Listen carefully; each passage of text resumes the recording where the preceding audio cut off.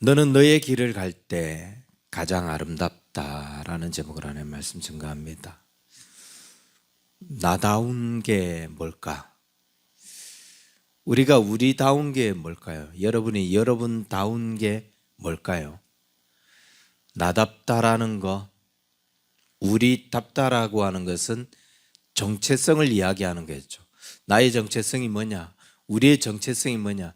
그리고 그 정체성에 맞게 살 때에 그 정체성에 맞게 행동하고 그 정체성에 맞게 생각하고 그럴 때에 이게 나다운 거겠죠. 이것이 우리다운 거겠죠. 가장 우리다운 모습이 어떤 모습입니까?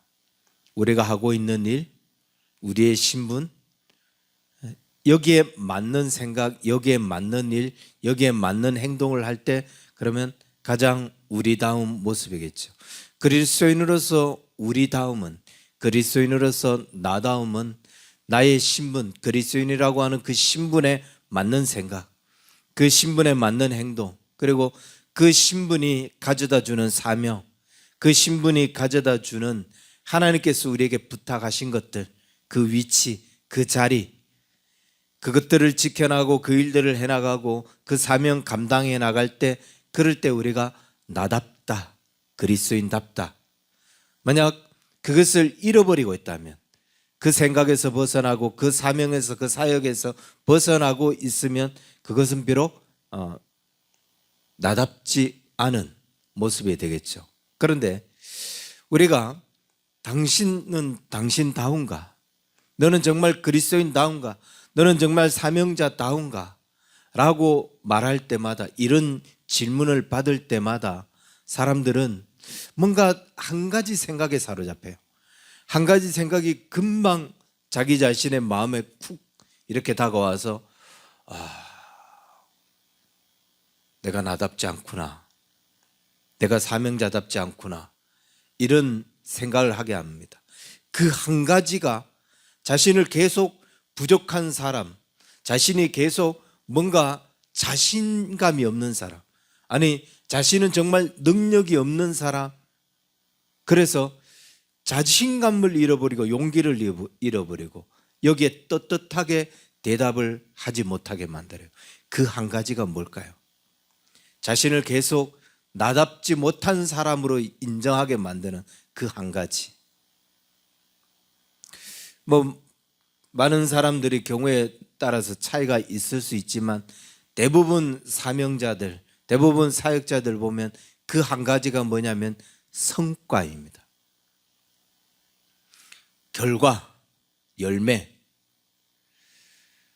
내가 이 사명을 감당하면, 내가 이 사역을 감당하면서 나는 어떤 성과를 거뒀는가, 어떤 열매를 거뒀는가, 그것이 나를 나답지 못하게, 나를 나다움에 대해서 자신 있게 대답하지 못하게 만들어요. 나는 어떤 성과를 거뒀지? 내가 사명을 감당하면서 어떤 성과를 거두고 있지? 사역을 하면서 나는 어떤 열매를 맺고 있지?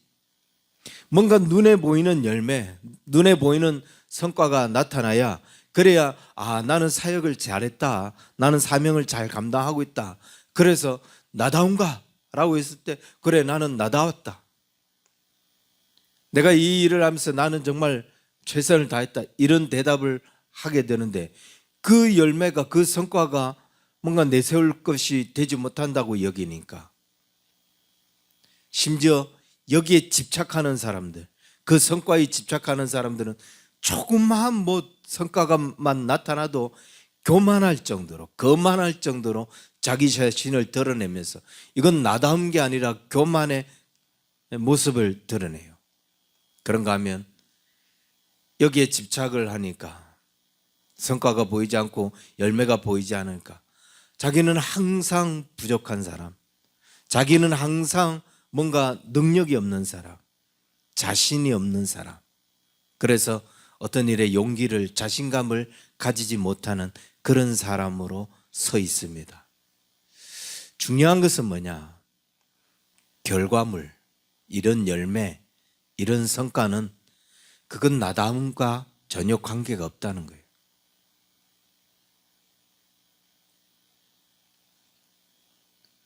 이건 나다움을 이야기할 때에 내 사역이나 사명에 대한 어떤 이야기들을 할 때에 그 열매, 그 결과물은 나의 나다움에 대해서 전혀 아무런 영향을 주지 않는다라는 거예요. 반드시 결과가 있어야만 나다운 게 아니라는 거예요. 많은 사역자들이, 많은 사람들이 이 사역을 하고 이 역할을 감당하면서 이 결과가 있어야 그것이 나다운 거라고, 그래야 내가 잘 감당한 거라고 그렇게 여기지만 이런 것 때문에 많은 사람들이 그런 어떤 평가를 받고 그러는데, 여러분, 만약 그게 그리스도인들이 그런 어떤 성과, 그 열매, 그 결과로 평가를 받는 게 정말이라면, 진실이라면 이 땅을 살아갔던 수많은 선교사들, 이 땅을 살아간 수많은 사역자들, 그런데 그 많은 사역자들이, 선교사들이 열매를 보지 못한 채, 결과를 보지 못한 채 사역을 마감하고 생을 마감한 경우가 얼마나 많은지 모릅니다.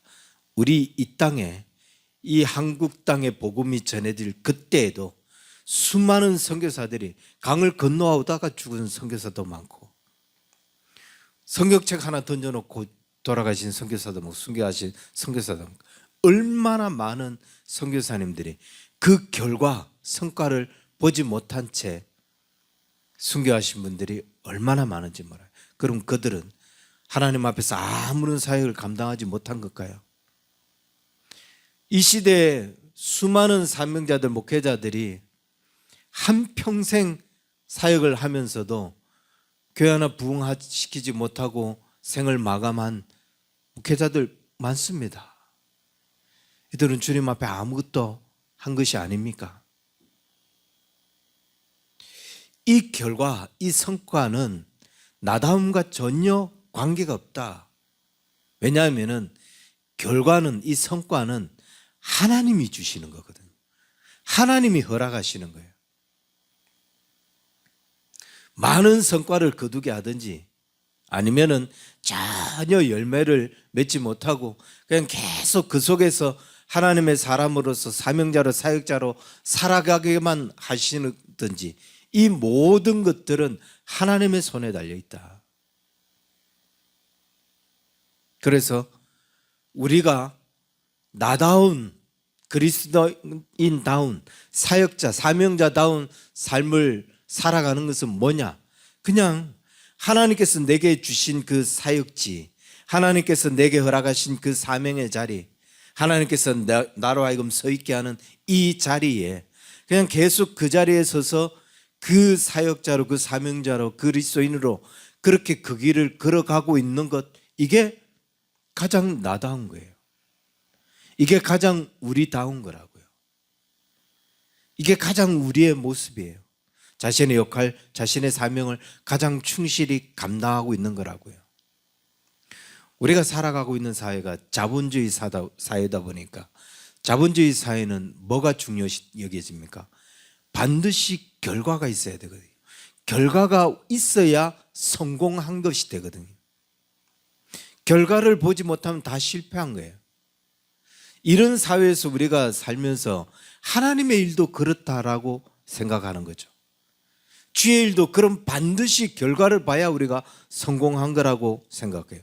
그래서 많은 사람들이 결과에 집착합니다. 그러다 보니까 무슨 가오를 범하느냐, 결과가 안 만들어지니까 억지로 결과를 끄집어내죠. 불법적인 방법으로, 불합리한 방법으로 그 결과들을 만들어내요. 편법을 써서라도 열매를 만들어내요. 그게 열매가 아닌데도 열매라고 우겨대요. 부흥했다라고 만들어놔요. 그런 불합리한 방법, 부정한 방법으로 선 그들 결국 어떻게 됩니까? 그 결과물들 때문에 고통받는, 어려움을 겪는 경우를 봅니다. 그래서 차라리 그럴 바에야 이런 잘못된 결과물들을 만들어내면서 그것이 자신의 성과라고 이야기할 바에야 아무 성과가 없는 것, 아무 열매가 맺히지 않고 있는 것, 그러면서 그냥 하나님이 허락하신 그 길을 걸어가고 있는 것, 이게 더 복되다. 저는 그렇게 말씀드리고 싶고, 그 삶이 더 가치 있고 값이 있다라고 말씀드리고 싶습니다. 하나님이 주신 결과물이 아니라면, 하나님이 허락하신 것이 아니라면 그냥 이 자리에서, 그냥 그 삶의 자리에서 그렇게 열심히 사는 삶, 그게 더 복되다라는 겁니다. 가장 중요한 것은 지금 우리가 주님 앞에 어떻게 서 있느냐. 나는 하나님이 허락한 그 자리에 서서 그 일들을 감당하고 있느냐, 그게 가장 중요하다는 거예요. 만약 여러분이 내가 서 있는 이 자리가 열매가 없어서 나는 잘못하고 있다, 나는 능력이 없다, 그렇게 판단하고, 그래서 이 자리를 벗어나고 이 자리를 떠나 뭔가 다른 곳에서 정말 나다운 것, 정말 그리스도인다운 것, 사명자다운 것, 그 일을 하기를 원한다면 도대체 그 자리는 어떤 자리일까요? 도대체 뭘 해야 내가 나다운 것이 될 수 있고 그리스도인다운 것이 될 수 있고 사명자다운 것이 될 수 있을까요? 지금 여러분이 서 있는 그곳에서 나는 그리스도인답지 못하다, 그러면 도대체 어떤 자리에 가서 어떤 일들을 해야 여러분은 그리스도인다울까요? 어느 집에 가서, 어느 공동체에 들어가서, 어느 사회에 들어가서 어떤 모습으로 서 있어야 여러분은 그리스도인다울까요? 그리고 그렇게 이 자리를 박차고 나가서 그렇게 들어간 그 자리에서 그 일을 한들 그 삶이, 그 모습이 하나님 보시기에도 기뻐하는 그런 모습일까요?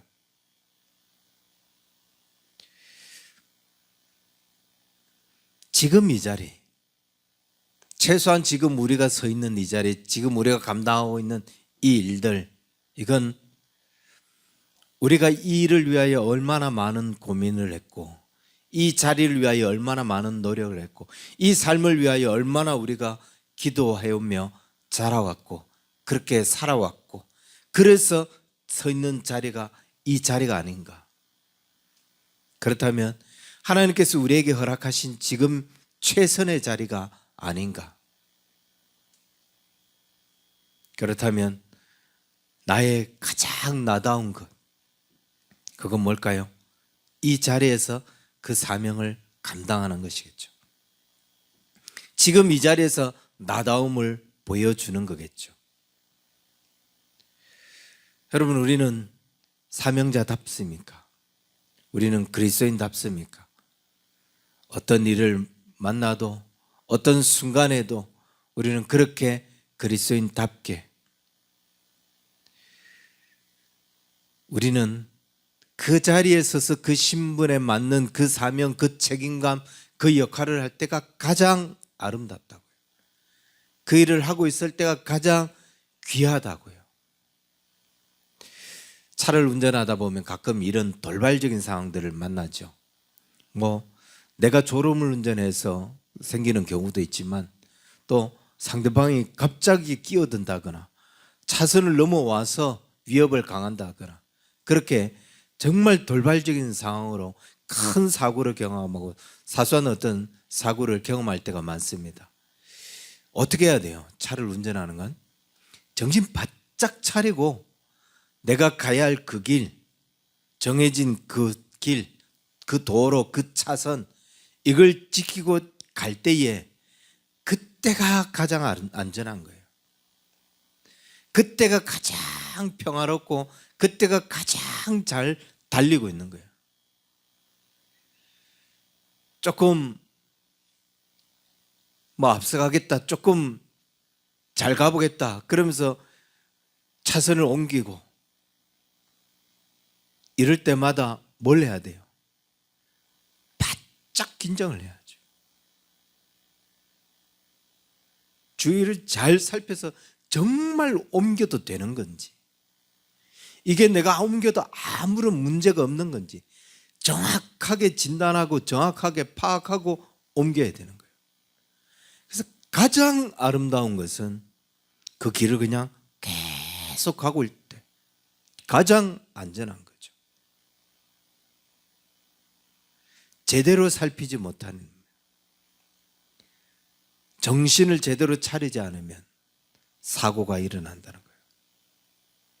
모든 사고는 자신의 길에서 벗어날 때에, 자신이 가던 길을 벗어날 때에 일어납니다. 우리 인생의 모든 길이 그래요. 우리의 삶의 모든 길이. 그래서 길을 벗어날 때는 대충 생각해서 벗어나서는 안 돼요. 뭐 한두 번 고민해보고 벗어나서는 안 된다고요. 정확하게 분석을 하고 정확하게 파악을 해서 정말 옮겨도 될 건지, 정말 옮겨도 아무런 문제가 없을 것인지 확인한 후에 가야 된다는 거죠.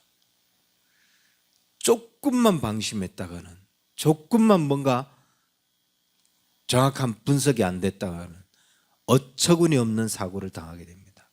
어처구니 없는 일들을 경험하게 돼요. 그래서 우리에게 있어서 가장 중요한 게 뭐냐? 자신의 길을 정말 바르게 가는 겁니다. 그리스도인으로서, 성도로서, 목회자로서, 사명자로서 자신의 길을 바르게 가는 것, 이게 가장 중요해요. 옅은 생각으로 혹은 옅은 감정으로 그 길을 결정하고 길을 옮겼다가 하나님 앞에 어떤 꾸지람을 받을지도 모르고 내 인생의 길이 어떻게 어려움을 겪게 될지도 모른다. 그래서 정확히 하나님 앞에 기도하며 정확히 하나님의 뜻을 물으며 그 하나님 앞에서 정확하게 그 길을 가야 되는 거죠. 그러면 이 길을 가는 건 어떤 모습이죠? 우리가 이 길을 바르게 가는 것은 무엇을 보고 가는 게 이 길을 바르게 가는 거죠? 하늘에 보면 비행기들이 이렇게 저렇게 막 떠다녀요. 인터넷에 보면은 그 인공위성 사진이 있어요. 현재 이 시간에 이 지구상에 떠 있는 비행기들이 어디로 날아가고 있는지 그거를 실시간으로 보여주는 영상이 있어요.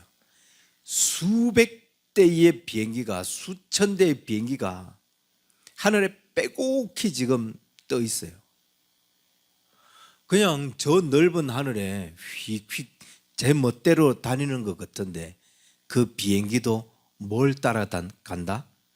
항로라고 하는 그 길이 있어요. 이 비행기가 만약 제주도에 떠서 서울로 간다. 그러면 그 뭐 747, 747, 1호기 얘는 그 항로로 가야 돼요. 우리가 도로를 얹을 때 여기서 서울을 갈 때 영동고속도로 그렇게 항로가 길이 정해져 있는 것처럼 비행기도 그 항로로만 가야 돼요. 자유자재로 막 날아다니는 것 같아도 절대로 자유자재로 날아다니는 게 아니라 정해진 그 항로로만 간다는 거죠. 배도 마찬가지예요. 저 넓은 바다에 무슨 길이 있냐라고 싶겠지만 저 넓은 바다에 자기들이 가는 길이 있다고요. 딱 좌표가 찍혀져서 정해진 그 길이 있어요. 가끔 우리가 바다에서 백길이 부딪히는 사고를 봐요. 좀 어떻게 저럴 수가 있을까? 앞에 보이면 그냥 피해가면 되지. 저도 그렇게 생각했는데 만약 한 배가 항로를 벗어나서 내게 와요. 그럼 이 배가 어떻게 합니까? 제가 나한테 오겠네. 이건 내 길인데 빨리 피하죠. 우리가 운전을 하다 보면 그러잖아요. 상대방이 차선을 넘어서 와요. 나는 내 길을 가는데 그러면 어떻게 하죠? 급하게 우리도 차선을 바꿔요. 근데 배는 그렇게 안 한대요. 배는 내가 항로를 정해서 가는데 저쪽에서 내 항로로 와요. 그러면 이 배는 내가 항로를 벗어나면은 제가 또 벗어날 거를 예상해서 나는 내 항로를 간대요. 쟤는 지 항로에서 벗어났기 때문에 그걸 알고 빨리 돌아갈 것을 생각하고 내 항로로 계속 간대요. 근데 이 배가 그걸 인지 못하면 그냥 사고가 나는 거죠. 내 항로가 벗어났다 싶으면 사고 안 당하려면 빨리 내 항로를 찾아가야 돼요. 그렇지 않으면 암초에 부딪힐 수도 있고 다른 배하고 부딪혀서 파산할 수도 있어요. 우리에게는 우리의 항로가 있다고요. 우리가 가야 할 길이 있다고요. 그리스도인이 가는 그 길. 그 길은 뭐예요?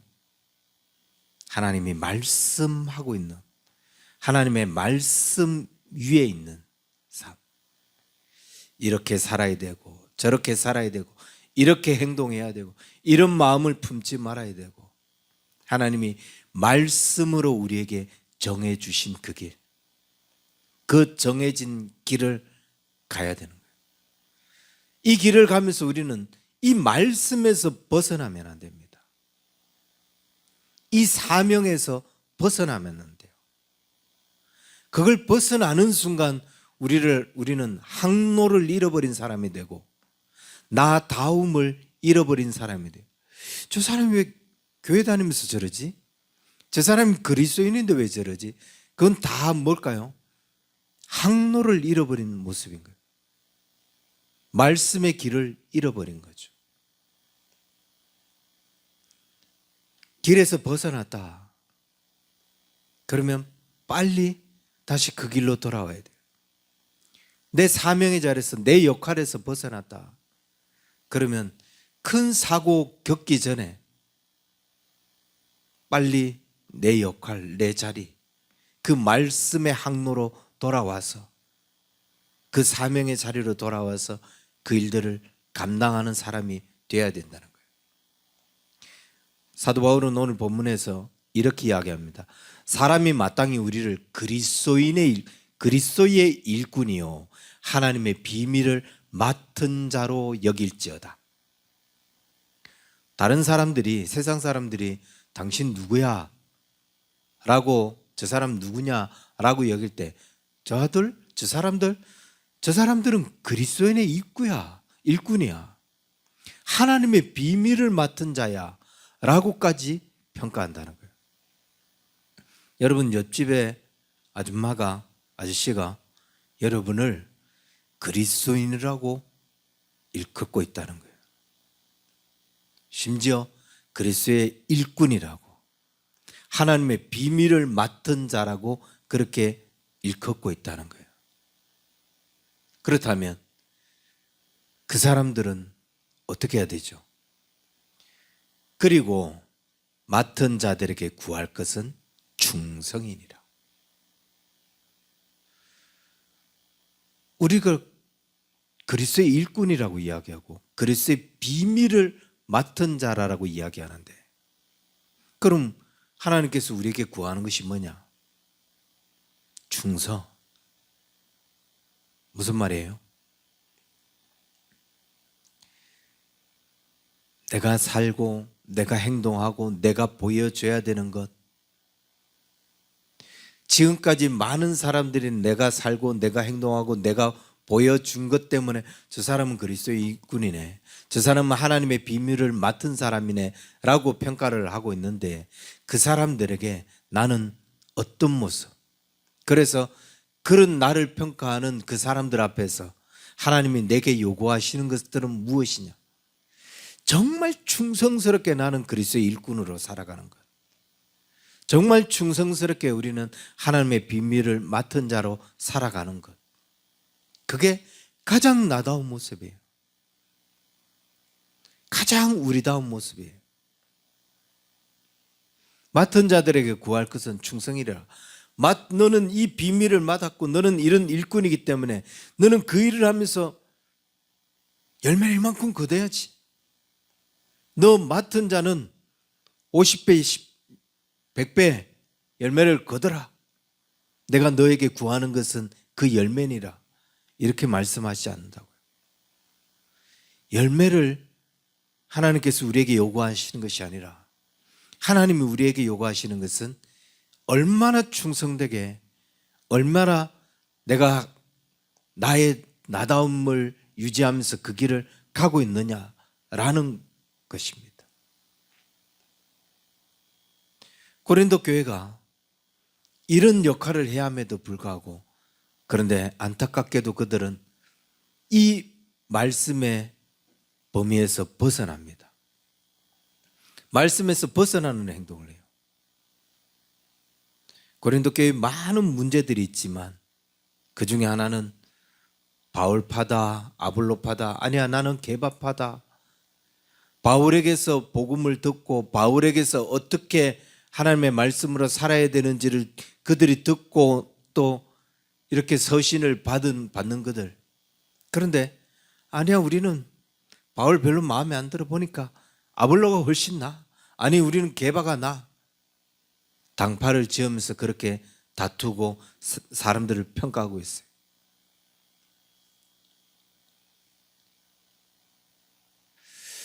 왜 이런 일들이 일어나냐? 3절부터 4절에 보면 너희에게나 다른 사람에게나 판단받는 것이 내게는 매우 작은 일이라. 나도 나를 판단하지 아니하노니 내가 자책할 아무것도 깨닫지 못하나 그러나 이로 말미암아 의롭다함을 얻지 못하노라. 다만 나를 심판하실 이는 주시니라. 뭐가 이런 일들을 만들어낸 거예요? 뭐가 나는 아볼로파고, 뭐 때문에 나는 게바파고, 뭐 때문에 나는 그리스도파고, 이런 일들이 만들어진 거예요. 서로 판단하고 있는 거예요. 판단하는 것은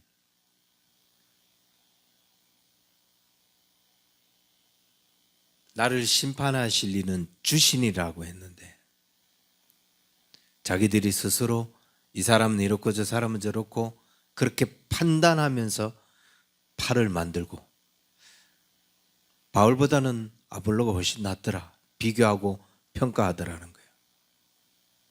그래서 5절에 보면 바울이 이렇게 이야기합니다. 그러므로 때가 이르기 전 곧 주께서 오시기까지 아무것도 판단하지 마라.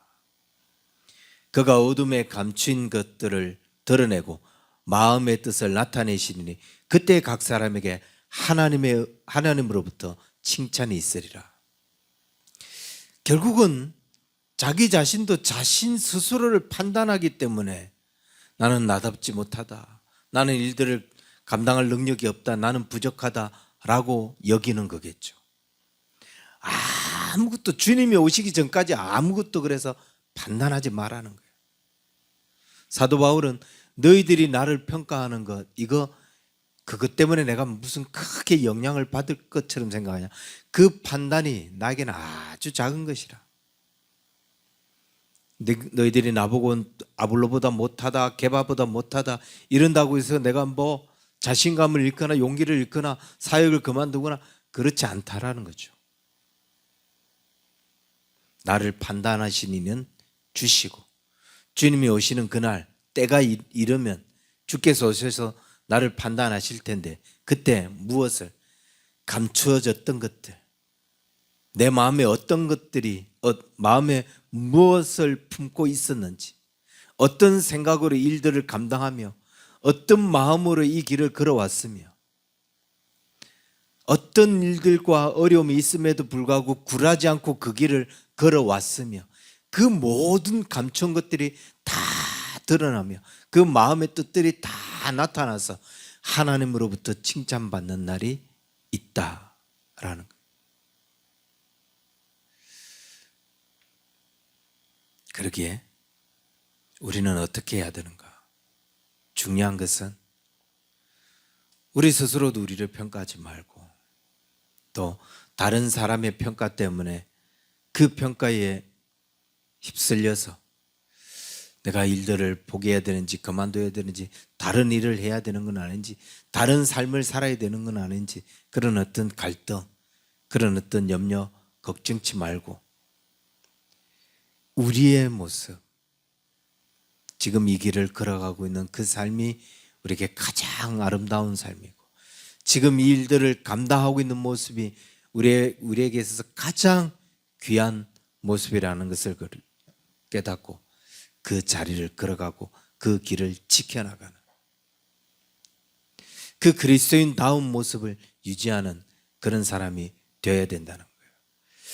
그러면서 사도 바울은 6절에 이렇게 이 사람들을 책망합니다. 형제들아, 내가 너희를 위하여 이 일에 나와 아볼로를 들어서 본을 보였으니 이는 너희로 하여금 거룩한 말씀 밖으로 넘어지지 말라 한 것을 우리에게서 배워 서로 대적하여 교만한 마음을 가지지 말게 하려 함이라. 아볼로와 함께 내가 너희에게 본을 보여주지 않았냐. 그래서 기록된 말씀에서 벗어나지 마라. 말씀 밖으로 좀 넘어지지 마라. 그렇게 가르쳤다는 거예요. 그런데 그럼에도 불구하고 계속 그들이 그 한계에서 벗어나서 말씀 밖으로 넘어지면서 나는 아볼로가 좋다, 나는 게바가 좋다, 뭐 이런 당을 지으면서 그렇게 넘어지더라는 거예요. 기록된 말씀에서 벗어나지 말라. 기록된 말씀 밖으로 넘어지지 말라. 무슨 말이에요? 말씀을 벗어나지 말라는 거예요. 하나님의 약속을 벗어나지 말라는 거예요. 주의 주신 사명을 벗어나지 말라는 거예요. 주께서 우리에게 주신 그 비전, 그 약속, 그 길을 벗어나지 말라는 겁니다. 주께서 우리에게 허락하신 그 길, 그 삶 벗어나지 말라는 거예요. 많은 목회자들이 성실하게 사역을 감당해 오다가도 계속 뭔가 침체되고 이러니까 목회를 중단하고 다른 길을 가겠다. 50대까지만 하고 이제 은퇴하고 다른 인생을 살겠다. 사역자들도 한 10년만 사역하고 이제 그만두겠다. 부흥이 안 되니까 다른 길을 찾아보겠다라고 합니다. 다른 걸 찾는다고, 다른 길을 간다고, 그 일을 또 새롭게 붙잡는다고 우리는 만족할 수 있을까, 그곳에서? 이 사명자로, 사역자로 살면서도 만족을 못하는 우리가 그 다른 인생을 살면서 우리가 만족할 수 있을까?